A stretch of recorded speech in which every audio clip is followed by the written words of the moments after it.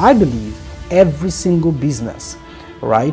Every single business has processes already in place, whether you created those processes deliberately or not. What you would need to do is to pay attention to how effectively and efficiently those processes are running. If you don't, then your chances of winning in the marketplace dwindle. The process will then determine how well you leverage the structure to achieve your strategy.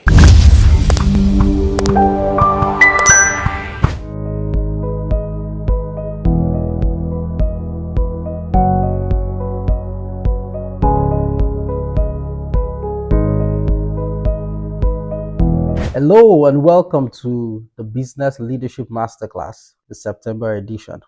You know, September is a very special month for me. In the month of September, I was born many years ago. Okay, no, not so long ago. Yeah. I mean, so September is extremely special to me. It's my birthday in a few days. So I'm excited about what I'm going to be sharing with you today. For those of us who have been following the conversation on BLM, you've been following every first of every month, and maybe you went to our YouTube channel and you've seen the previous videos that we've posted or recordings we've done, and you've really learned a lot, and you've been able to translate the things that we've been talking about into actionable steps that you've taken in your business. Well, I want to celebrate with you. And if you've not done so, please, I want to admonish you to do so. The things that I'm talking about are very practical things. They are things that people have used and people have practically taken, engaged, and seen results in their businesses. I have a passion for businesses to thrive. I have a passion for businesses to do well, right? I have a passion for businesses to become all they were created to be. And I must start this edition by just explaining to you why I'm passionate about this. As I grew up, I saw lots of businesses not fulfill their potential. I saw lots of businesses start and tank at a particular stage of their growth and development, and after a while, the businesses fizzle out. As a matter of fact, there are conversations around African businesses, Nigerian businesses that never last up to 5-10 years. You hardly find a Nigerian business that has lasted. Not that it's impossible, there are some, but you hardly find those businesses that have lasted 100 years, 150 years, and they've been growing, thriving, and growing and doing strong and impactful things in the world and globally. But when you go to the West, you see businesses that have lasted many years and are still thriving and are still making impact till today. I began to study why.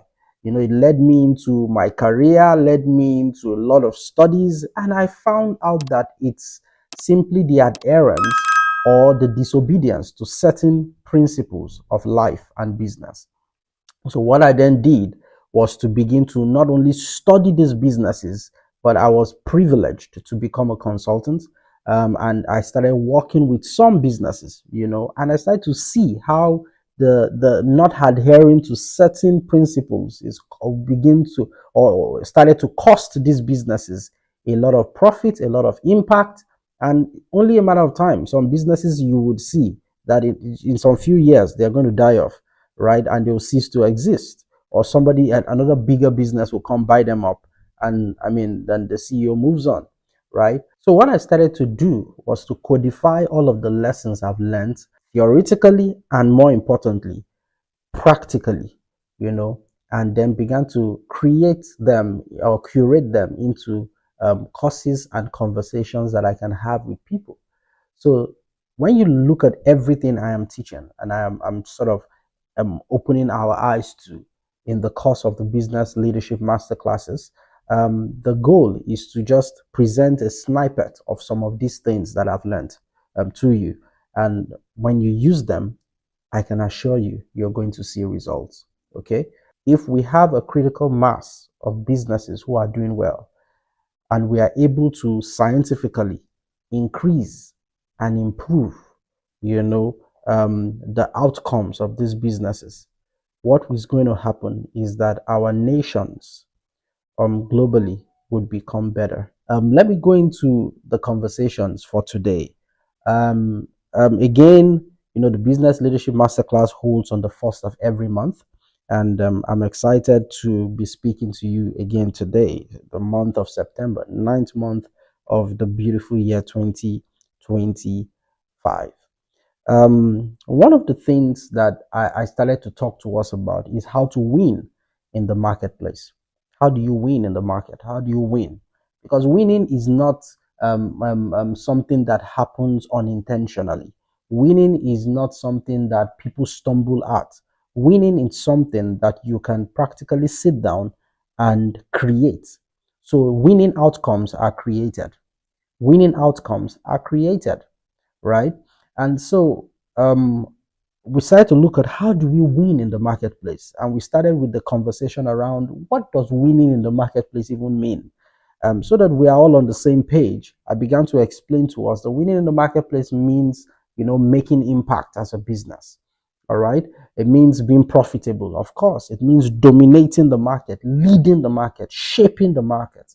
Right. It means a business maximizing its potential and becoming all that it was created to be. So your vision statement does not remain a vision statement on a board somewhere. Your vision statement becomes reality. People are experiencing your vision statement. People are experiencing your mission, and people's lives are better. Nations are better, because your business exists. All right. So that's what it means to win in the market. And we said that there are three very critical things you need to do to win in the market. The first is strategic planning, right? And there was an edition where I spoke specifically about strategic planning. I spoke about how to create strategic plans. You can go to our YouTube channel and you'd watch the full broadcast or episode there, right?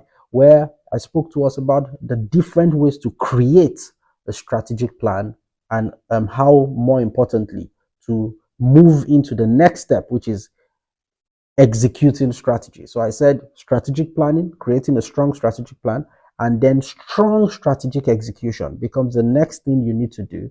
And the third is to have and maintain a focus on your customer needs. Very important, because customer needs are changing, right? Customer needs are changing. If you decide to stay stuck in the needs of customers yesterday, you discover that today things have passed, right? Things have changed.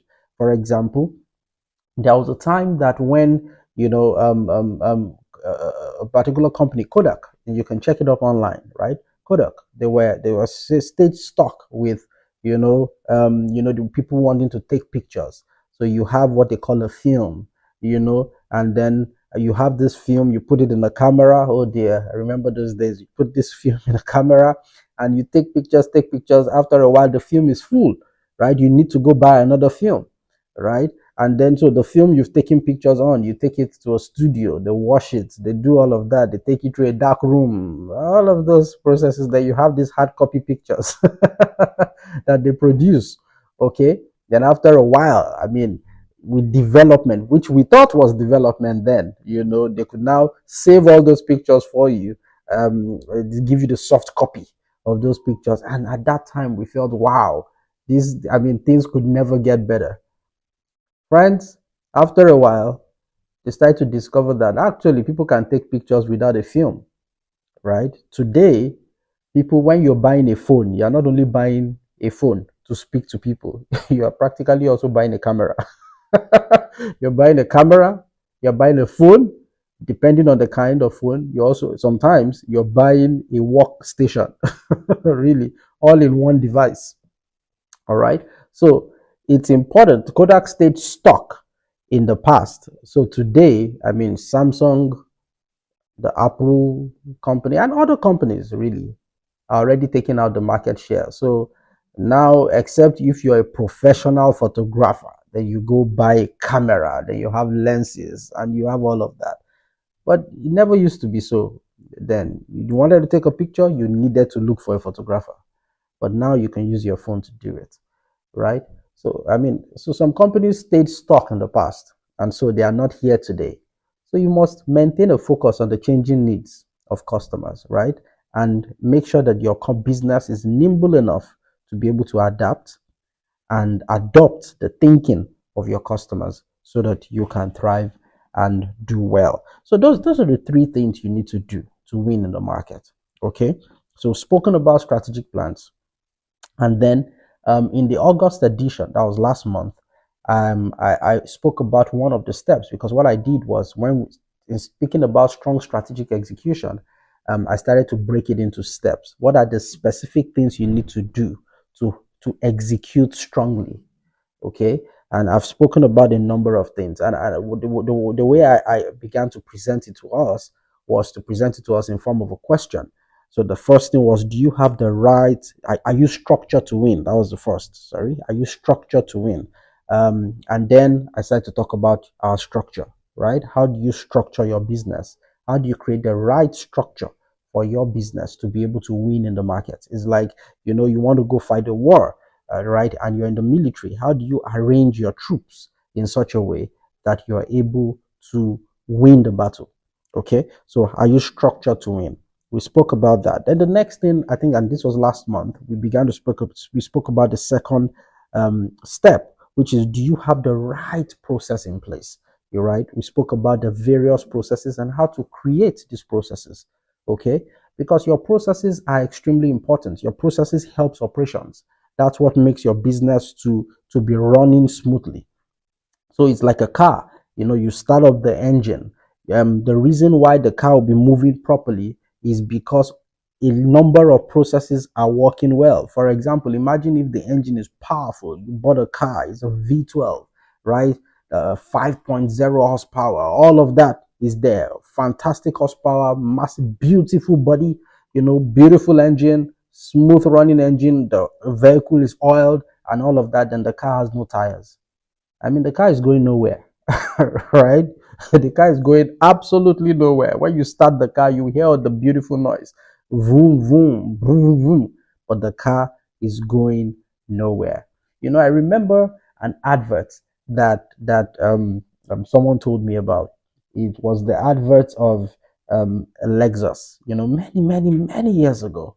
And in that advert, you know, um, they said the advert starts, you see a guy get into a car and he begins to drive the car. Nothing is being said, no noise, nobody's saying anything. It's quietness, and the guy's driving, and then a voice comes up and says, as the voice is saying it, it's written that when you drive a Lexus, the only sound you hear is yourself thinking.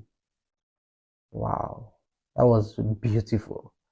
But you see, if you are not even hearing any sound and the Lexus is powerful and the Lexus has no wheels, the Lexus, the only sound you will hear is yourself thinking, but you'll be thinking on the spot because the Lexus will move, right? So you must have all your processes in place, your human resource processes, and so there are some management processes which we spoke about.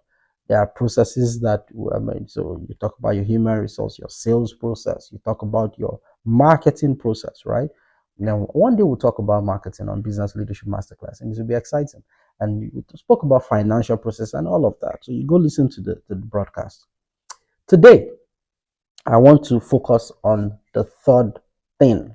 So even though we'll call it the fourth step, because I'm focusing on the fourth step because, strategic planning is the first step. So in execution, we've broken execution down. So the second step is being structured to win. The third is your processes. The fourth, right, in based on the context of our conversation, is the quality of your team. So how do you build the right team? And that is what we want to talk about in this edition of the Business Leadership Masterclass. And I think this is extremely important, because if you do not have a great team, you're going nowhere, right? No matter how powerful your strategy is, without a team that will drive that strategy, I can assure you, you're going nowhere. The strategy would not be fulfilled, right? So it's important to know how to build a strong team. For those of us who have the Christian faith, one of the things you would recognize is when Jesus in the Bible, right, wanted to start out his mission. What did he do? The Bible, according to the records in the Bible, he picked a team of 12 men. Then he started out.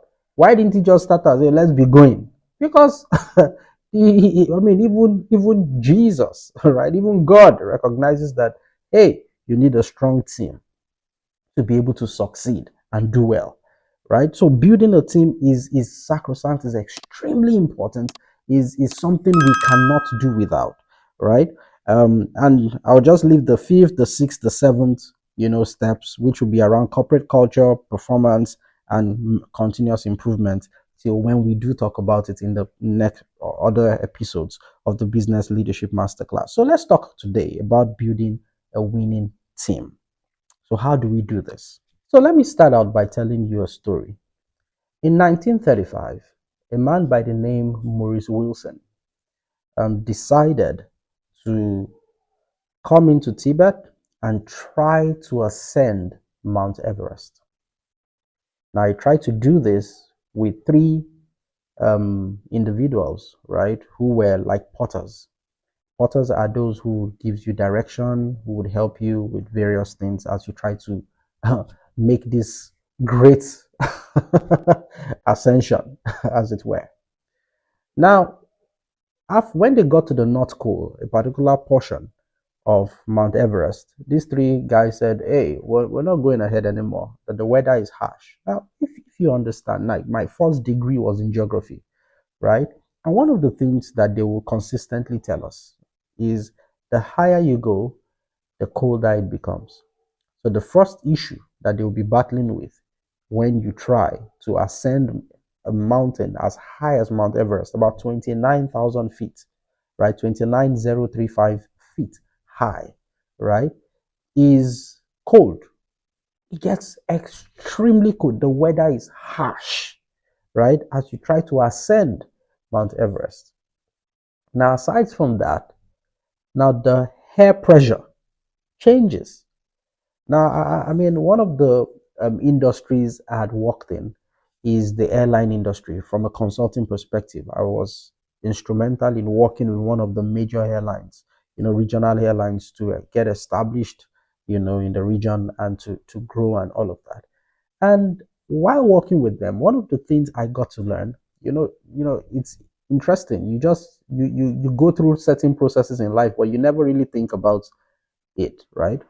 So I mean, when I fly from here to different places, but I never really knew what was happening when I was flying. So as part of the consulting engagement, there was one of the sessions where we as the consultant had to, in one of our flights, we sat with someone who is very knowledgeable about the airline industry, and the person begins to talk to you about, or was talking to us rather, about what happens as a plane takes off, taxis on the runway. These are the things that happen as the plane lifts. This is what happens as the plane is in the air. This is what's happening, and as you land, this is what. I mean, we had that sort of a knowledge sharing session, right? And it was so exciting. I thoroughly enjoyed it. Now, and this fellow began to explain to me that, you see, when you get to about between 8 to 10,000 feet above sea level, the air pressure changes, right? So it's not the same air you're breathing when you're walking on land that you begin to breathe at that level. So the plane is equipped to adapt to that environment. So, I mean, changes the pressure in so that it's breathable for us as human beings, and we can fly. And then when we are landing again, the plane has a way of decongesting itself, taking out the air pressure, acclimatizing it to what you would have on land, and on all of that. And so remember, these guys are climbing. Now remember, I said Mount Everest is about 29,000 feet. So this is at 8, 10, air pressure is changing as you go up. Now, so you're battling cold, you're battling a change in pressure. So which has its impact on your lungs, your way you feel, your breathing. So it takes a lot of technicality, to ascend a Mount Everest. Now, this is interesting because Maurice Wilson was faced with that decision on whether to go back with these three colleagues of his, or to continue on his mission. He chose to continue. That decision killed him, right? Because in 1953, another expedition, and this is after many failed expeditions, right? In 1953, another expedition was started, and this was led by a man by the name Colonel John Hunt. So Colonel John Hunt had heard about all of the challenges with climbing Mount Everest and all of that, and so he pulled together between 200 to 300 men and people. They formed the team that he wanted to use, right, to ascend Mount Everest. So there were the guys who were taking care of food. There was the guys who were taking care of, the tents that they will camp whenever they camp. The tents they will use. I mean, there were the guys who were sort of pointing the direction out. Different people had different responsibilities, between 200 to 300 people, and then they tried to ascend Mount Everest, and they did, right? And part of them were two men, Edmund Hillary and Tezenoge. Now, what you have when you just read about the ascension of Mount Everest for the first time is, Sir Edmund Hillary and Shepherd Tezenoge ascended Mount Everest. But you see, there was a story behind their success. As a matter of fact, these two men were not even the ones who championed or led the expedition. And it was Colonel John Hunt who led that expedition. But he organized this team together because it takes a team to surmount a mountain like Mount Everest. On their way to the top, one of the things they must have found, and which, according to history, one of the things you find was the dead body of Maurice Wilson. Of course, it was still looking fresh because of the cold. Why? Because he tried to ascend the mountain alone and he died because of that decision. Colonel John Hunt, on the other hand, tried to ascend the mountain with a team and he succeeded. On the 29th of May, 1953, Edmund Hillary is recorded as the first man to place his feet on the top or the summit of Mount Everest. Now, there's also another part of the story, and that part of the story is that Shepherd Tezenoge actually got to the top before Sir Edmund Hillary, but because his job was to guide those going to the top, not necessarily because he wanted to, be the first guy, he actually waited for Sir Edmund Hillary to place his feet at the top of the mountain, and Sir Edmund Hillary got the glory. But of course, a lot of people will tell you Sir Edmund Hillary and Tezenoge, they were the first two men to ascend the mountain. Why? Everybody knew their part. Everybody understood that they were working together as a team, right? It takes a team to surmount a mountain as great as Mount Everest. Same way, it will take a team to do great things. It will take a team to achieve great visions, regardless of what vision your business has. Whether you want to become the best IT company globally, it is possible. That's the first thing I want to tell you. It is possible, but you need a team to be able to achieve that. Okay, so teamwork becomes extremely, extremely important. Now, Aristotle says it this way: the whole is greater than the sum of its parts. The whole is greater than the sum of its parts. That's what Aristotle said, and I practically agree with him. Why? Because we might have different responsibilities in a team, but it's when all of the things and the inputs that we bring comes together that then it makes a lot of sense, right? Now, imagine this very interesting scenario. It's a scenario that I saw online, and I guess you'll see on the screen right now. Is you have about 6 blind ladies, and these 6 blind ladies are all touching different parts of an elephant. So if the person touching the tail of the elephant, they'll say, "Whoa, it's a rope," right? The person touching the leg of the elephant will say, "Wow, this is a tree." The person touching the the body, the side of the elephant will say, "Wow, this is a wall." The other person touching the trunk of the elephant will say, "Wow, this is a snake." The person touching the ears of the elephant will say, "This looks like a fan." While the person touching the tusk of the elephant will say, "This is a spear," right? Are they all correct? Well, based on their perspective, right?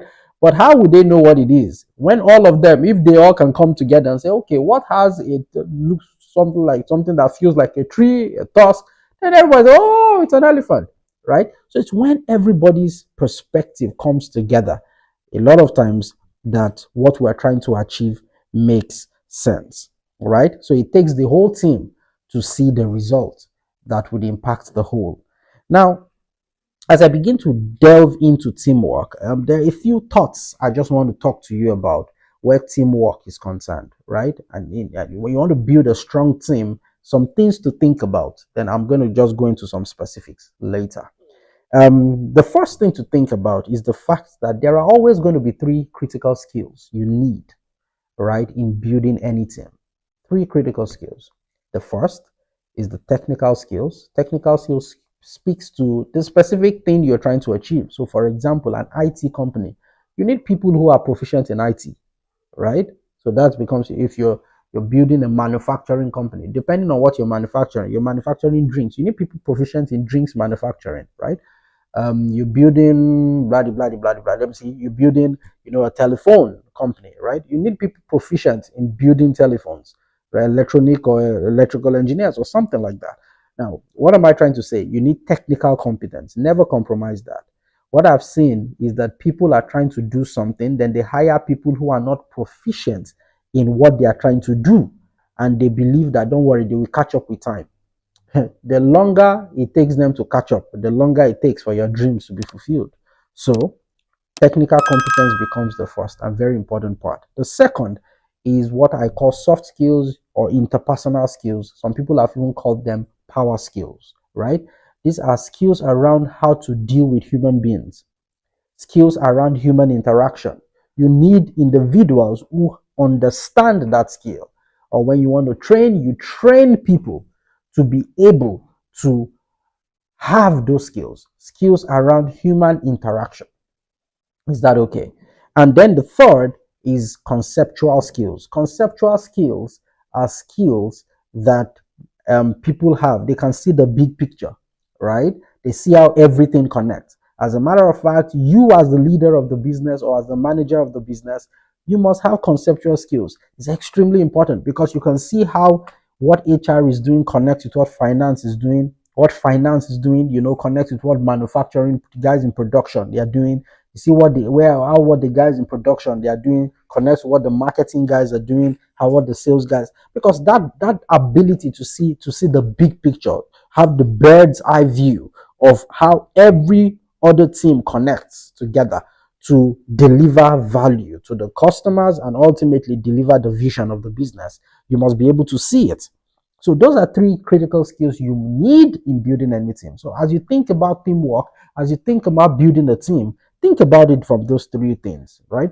Technical, human, and conceptual. And the interesting part is that the higher you go in the business, and I think as people grow and develop in the business, and as people get promoted in the business, and this will relate to your structure, right?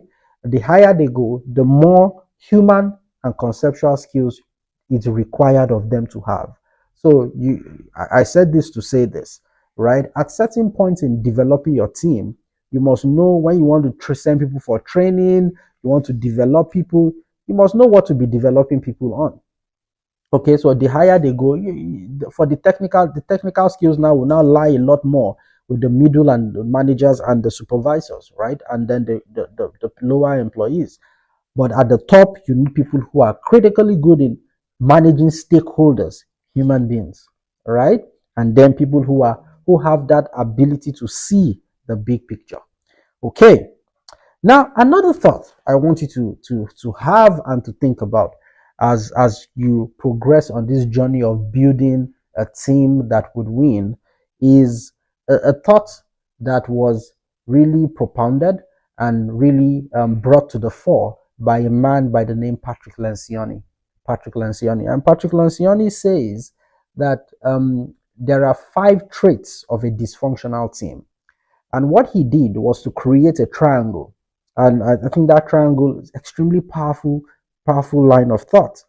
Now, what in that triangle, you have 5 steps or 5 levels, right?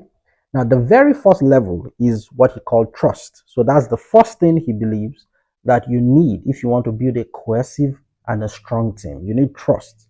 The second is conflict. I would explain them, right? The third is commitment. The next is accountability. And the topmost, at the summit of this triangle is results. Now, a lot of people bring or pull together a team to deliver results, but they are not seeing the results because they are ignoring these other levels. So the very first thing is trust. Is that okay? And when we talk about trust, Pastor Clencioni was explaining that he's not talking about predictive trust. Predictive trust is I've lived with you, I know you, we grew up together, I know what you can do, what you can't do. There are things that are big deals to you, there are things that you won't mind. That's predictive trust. But what Patrick Lencioni was talking about is what he calls vulnerability trust. Vulnerability trust is, hey, I know what I know, and I believe I'm good at what I'm good at, but I also know you are good at what you are good at, and what you are good at, I might not be as good, right? So we can lean on each other, we can be vulnerable to each other, and we can, lean on your expertise, and I lean on my expertise, and then we deliver. For example, in life, right? And when I'm talking about the business life now, our business, right? Leadership in functional excellence, right? We have very talented people working with us. Very talented people. The truth is, there are things they know. Like, for example, you're watching this broadcast now. Honestly, I wish I knew how to record these broadcasts. But I have someone who is, a team who is proficient in doing that, right? All I do is to talk. What I'm doing right now is what I know how to do. Right? There's a team who's proficient in doing the recordings and getting this thing online for you. There's a team that works on our marketing, posting things. People have come to me and said, wow, beautiful post and all of that. It's not me.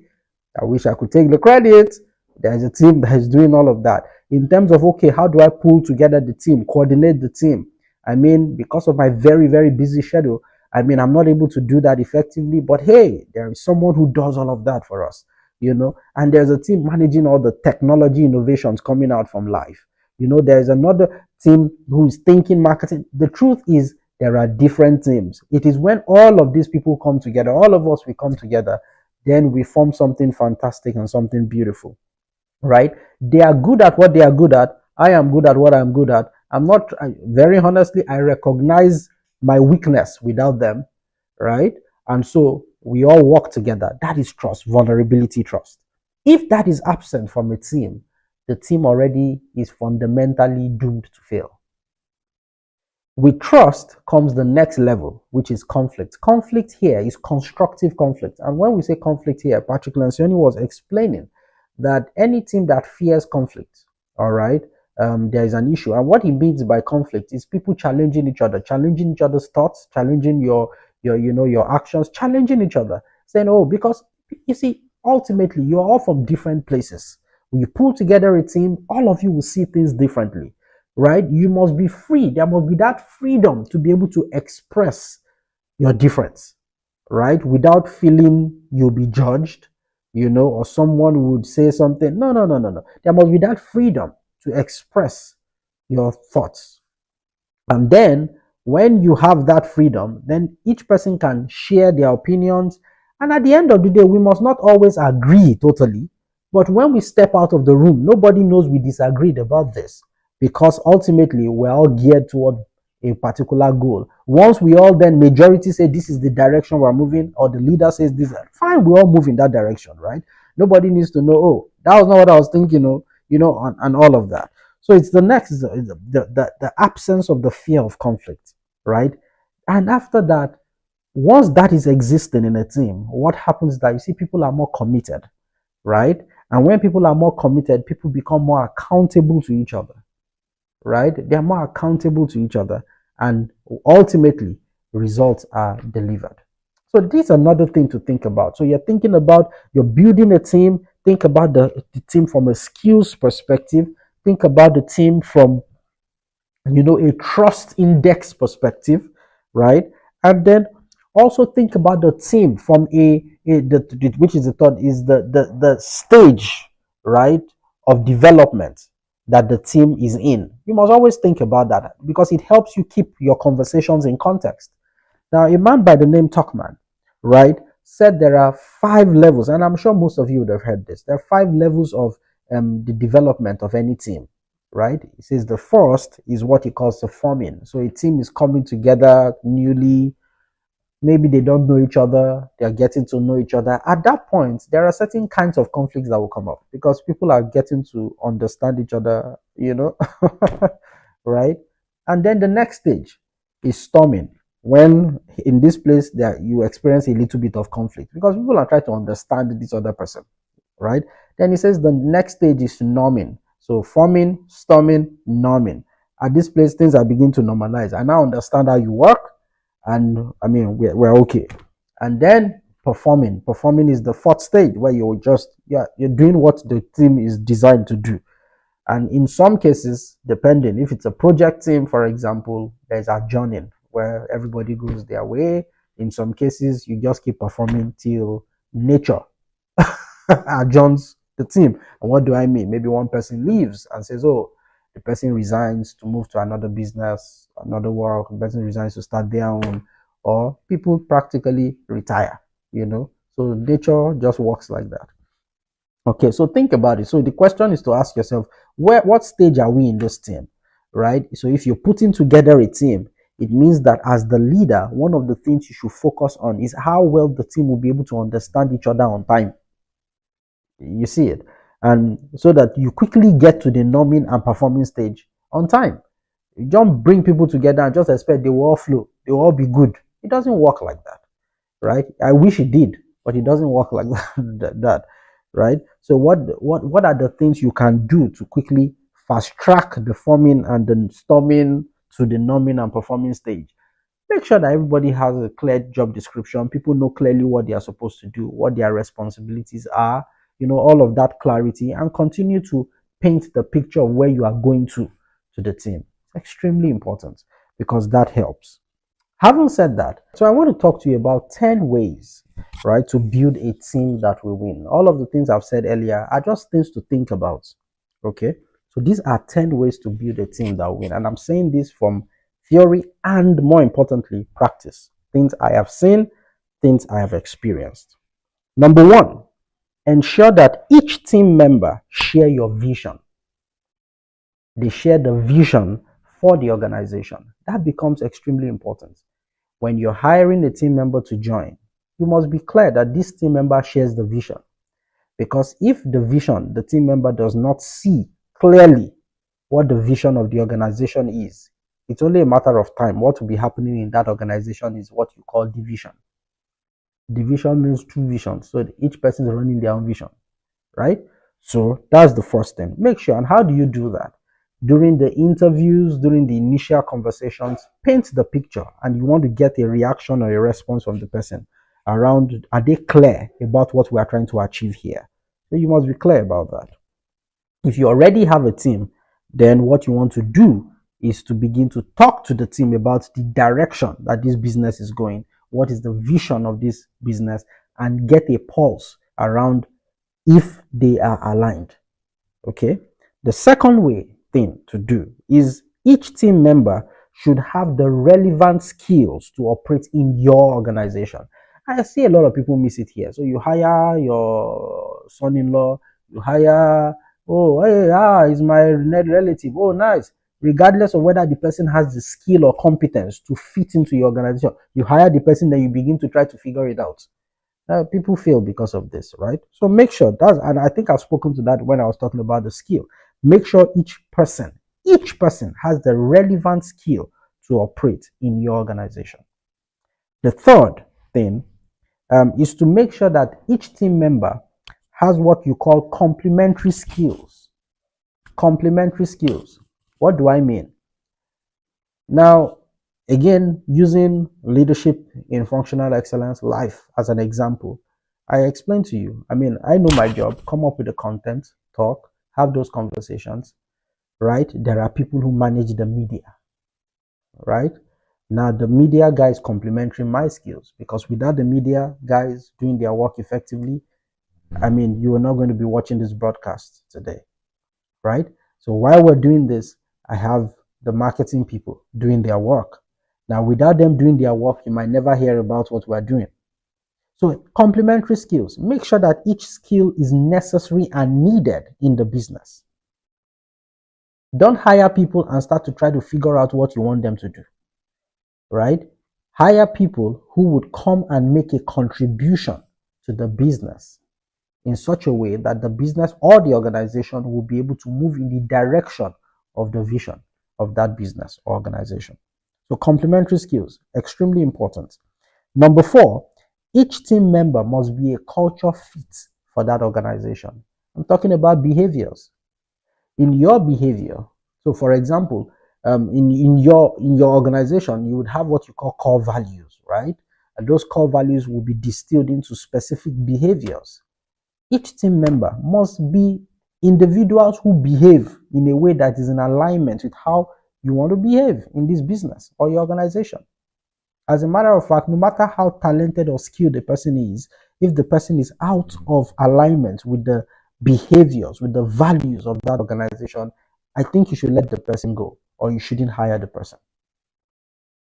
Because the truth is this: you can teach skill, you might not be able to teach behaviors, right? Very important. So make sure that the person is a culture fit for your organization. For example, at Life, our core values we've codified it in an acronym of think big, right? BIG, right? Think big, think big. So anybody who is thinking small, say no, let's just do it small. Hey, no, we don't want to make a lot of money. No, we don't want to impact a lot of people. I would tell you, please, can you excuse us? Because we want big thinkers, because we are here to do something big, and we are going to do something big, right? And we're on our journey in doing something big. And I need people who are thinking that way. And so you have an organization who says, oh, our core value is innovation. And you have somebody who likes to be stuck in the past. The person is never going to make the organization progress. So these things are important, right? Number 5, you must put in place clearly defined roles. And I think I spoke about that earlier. Clarity of roles is very important. Let people not come in and they are wondering, okay, what do I do? Where does my role overlap with this role? What? Clarity of roles. And as a leader, that is your responsibility to ensure there's clarity of role. Okay. Number 6, and this is a heavy one, you must provide effective leadership. You see, no matter how talented a bunch of people are, without effective leadership, and I didn't just say leadership, I said effective. Effective leadership, right, is the leadership that suits that particular organization. Because what will be effective leadership in one organization, yes, there are general principles, but what will be effective leadership in one organization might be different from what will be effective leadership from another organization, and what will be effective leadership at a particular time in an organization might be different from what effective leadership will be at another time. I give an example. So a business that is thriving, doing well, then they run into financial mess. At that point, what do you need? You don't need somebody who will keep selling. You need somebody who will come in and clear up the financial mess. So you hire a CEO or an MD, right, who is proficient in cleaning up financial messes, right? And the person comes. After the person finishes cleaning up financial mess, if you leave the person there, the person will ensure business as usual. And you know what you then need to do. You want to grow the business, you bring in a salesperson. So the person now leads the business in the same place of growth, innovation, and all of that. So what am I trying to say? At every point in time, effective leadership might differ. However, there are general principles. What are these general principles? Number 1, the leadership that keeps the main thing, right? We don't deviate. We don't do other things. We keep the main thing, which is the vision we're trying to achieve. You keep the main thing as the main thing. Leadership that is not insecure. Leadership that they do not provide feedback to the person saying it's about me. Why are they talking about me? All of those very childish things. No. Leadership that allows people, gives people the freedom to be themselves, the freedom to speak up, the freedom to engage, the freedom to be able to share their thoughts and ideas. That is effective leadership, right? A leadership that does not tolerate rebellion, regardless of the gift. Loyalty is important in any organization, right? So effective leadership is a leadership that does not tolerate rebellion. Someone said it this way: a gifted rebel is not an asset. All right, a gifted rebel is not an asset. So you must have effective leadership which does not tolerate rebellion, ensures that, people are doing the right things. You can't say that, oh, because this person is crunching the numbers and bringing in the numbers, then the person is cantankerous, the person is one who abuses everybody in the business, the person talks to people anyhow, the person, all the team members are always crying. Because listen, anything you permit, right? Okay, and anything that you permit within the business is what you are approving it. Okay, any behavior you tolerate within the business, you are technically approving of that behavior. Leadership that is consistently rewards loyalty. It's important to always reward loyalty, right? And leadership that is empathetic, emotional intelligence, right? Leadership that has a human face. Very, very important. And lastly, leadership that inspires trust and greatness. That's effective leadership. Inspires us to achieve more, inspires us to grow, to be more than what we currently are. Okay. So these are various traits of effective leadership. Okay. So the sixth step, like I said, is to provide effective leadership. Number 7 would be to invest in coaching and development of the team. Very, very important. You want to build a strong team, invest in coaching the team and developing the team, right? Develop that team, coach the team. Okay. And number 8, identify when a team member needs to be moved, removed, or kept on the bench. It's like the game of football. There are times that a team member is supposed to be moved from one position to another. He's playing on the left. If you move him to the right, the person becomes a lot more effective. That becomes important in building a team, right? And there are some times when a team member is supposed to be removed. You tell, okay, please, removal can mean, oh yeah, be going. Thank you for your contribution. Removal can also mean, you know what, I'm going to pull you back and tell you to sit on the bench, wait for a while, right? So you must understand that because all of these are very important in building a strong team. Some people, and I understand, you start a business, some people have been part of the business, but the business wants to now scale to another level. And you know that the people I currently have cannot move my business to the next level. Then sentimentally, you leave everybody. Then you are struggling. Then you try to do it by yourself. Then you're, no, no, no. You see, you must always read the atmosphere, read the room, read where your business is at every time. And then say, okay, you know what? It's time for this business to scale. What competencies, what skill sets do I need to move this business to the next level? And if there are people within the business that has it, fantastic. If there are people you can develop and coach to have it, beautiful. But if you discover some people cannot, they are refusing to be coached. I won't say they cannot be coached. Everybody can. They are refusing to be coached. They are not inclined in moving in that direction, and it's not needed in the next level of your business. Then you must have the dignity and the candor to tell them, okay, please, can you step aside in a good way, right? And number 9, you must create an enabling environment for the team to succeed. That becomes extremely important as you build a team. The team should be in an environment. It can be an environment of fun, environment where you encourage open, honest, and balanced views from the team members, right? Very important. Create that enabling environment. And number 10, know the difference between leading and managing and when to do each or when to do both. Now, this is a very important part because there are times that in building a team that would win, you have to know that, okay, I should lead them now, or I should manage them now, or I should do both, right? So that brings us to understanding what's the difference between leadership and management. Well, Michael, one of the czars, all right, and he's not Michael, one of the czars of management by the name Peter Drucker, right, explained that management comprises of 5 things: planning, organizing, staffing, leading, and controlling, right? So when you talk about management, you're speaking specifically about resources, okay? How you manage resources, how you manage people, how setting clear goals for them, how you plan with them. You're talking about daily, day-to-day operations, right? So that's what management speaks to. While leadership speaks to inspiring people, influencing people to do more, guiding them towards the achievement of a goal. You're inspiring them, you're guiding them, you're motivating them toward the achievement of a goal. So, leadership is not innate, it's something you develop, right?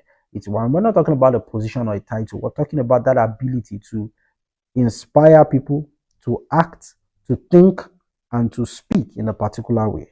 Okay? So, what's the difference between leadership and management, really? Number one, when you talk about it from the perspective of focus, leadership will focus on the big picture, management will focus on the day to day operations of the business. Okay? While leadership would inspire and guide the team, management organizes and oversees the work that is to be done. While leadership, drives innovation and growth, okay, management maintains stability and the processes. So you can see the differences, right? While leadership will take risk for progress, management want to minimize the risk for consistency. Leadership would want to build relationship and culture, management maximizes structure and efficiency. While leadership would plan for the long-term strategy, management want to focus on the short term with the long term in view, and leadership want to create transformation. Management want to prioritize efficiency, and all of that is extremely important. Is that okay? So you have leaders who would ask questions, challenge followers, motivate, inspire, guide, while managers would want to just give you direction, want to manage the thing. So sometimes you must know when to lead and when to manage. Okay, there are times you should do both, there are times you should do one of the two, and then very importantly, there are times when you should relinquish management to some people and you focus on leadership.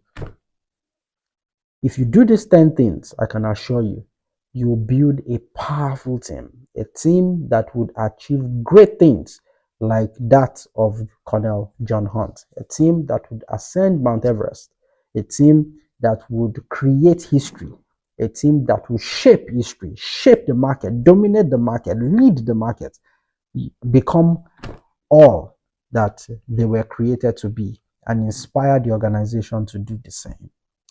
I leave you with a particular thought. Thomas Reed said, a chain is only as strong as its weakest link. So what am I trying to say? You see, as a leader, as a business owner, or as a member of a business, make sure that you invest in ensuring the team is strong on all grounds. Otherwise, what would happen is that the chain would break, the team will crack at its weakest link. Okay, so teamwork helps to make the dream work, somebody said. So build a great team today. And if you want to know how, if you want to engage in how to actually do these things, you can talk to us at Leadership in Functional Excellence Life. That's what we do. We provide training services, we provide advisory services, and we provide technology services around leadership development. That's what we do. If you want to follow us, you can follow us on all our social media handles or channels. And if you want to rewatch this broadcast, just go to our YouTube channel, which we are watching us through now. And you can rewatch this episode of our broadcast and other previous episodes, right? On the first of every month, we come to you with something special, something that is actionable, something you can use to build your business. Remember, our goal is to help you make your business all it was created to be. And we are glad to be partnering with you on this journey. I see you again on the 1st of October 2025. Until then, keep succeeding and doing a great job in your business. Take care and bye.